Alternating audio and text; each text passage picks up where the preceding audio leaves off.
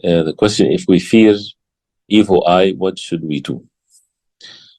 First of all, we should not exaggerate in the fear of evil eye and hasad and envy and sihr and sorcery and so on.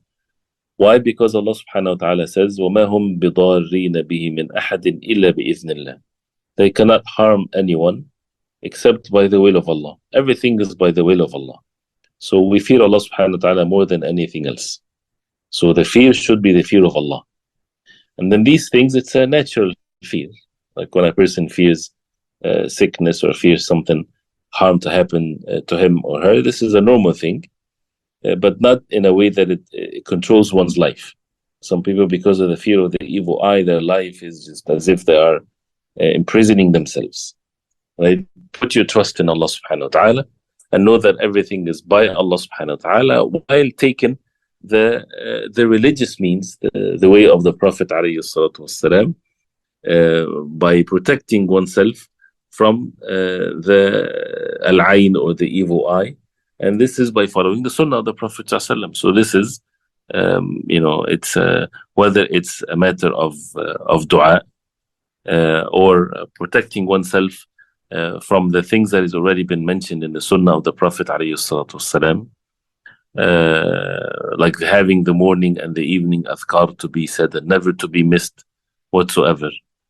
But before all of that is the taqwa of Allah, to have the fear of Allah and to be obedient to Allah in all matters, right? To stay away from haram and to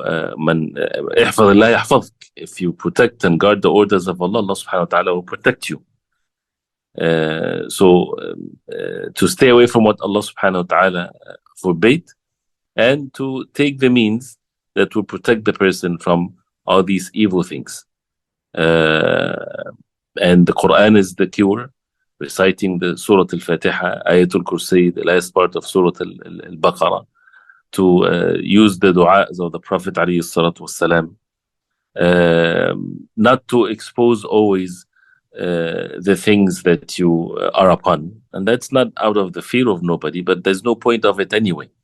Like if people nowadays, they make sure that the entire world, they know what they're doing, what they're eating, and where they're going, and vacations, and new cars, and new houses, and all kinds of. Even now, they're in state of joy because of this and that, and people, they become depressed or having evil eye. You don't know who's watching and who's seeing.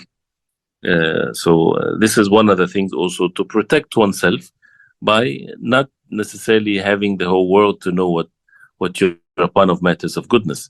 Even when a person sees a good dream, the Prophet ﷺ said that you don't say it, or that good dream, to everyone. You only say it to the ones that you love, those that you care for, and they care for you.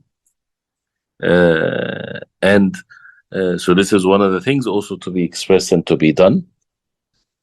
And as the Prophet ﷺ, he said, Al-aynu haqq, the evil eye is true. وَلَوْ كَانَ شَيْءٌ سَابِقُ الْقَدَرِ سَبَقَتْهُ الْعَيْنُ. If there's anything that would afflict the person before the qadar of Allah, it will be the ayn, will be the eyes or the evil eye. But then he said, إِذَا اسْتَغْسَلْتُمْ فَاغْسِلُوا. If someone asks you to take the water that drips from you as a result of washing yourself or wudu or ghusl, then do so. Because this is one of the ways to remove the evil eye if it happens. And that's why if someone in a community, for example, people fear that he has evil eye, right? Then there's nothing wrong with getting people together and they all give their wudu to that person, and they pour it on the back of that person. And by the will of Allah subhanahu wa ta'ala, if one of them had the evil eye, this will be means of cure. And no one would know who, because it's everyone. And that's the meaning of the hadith of the Prophet alayhi salatu wassalam. So we ask Allah subhanahu wa ta'ala to protect us all, and never to leave the adhkar, the means of the dhikr of Allah subhanahu wa ta'ala that we are taught by the ways of the Prophet alayhi salatu wassalam.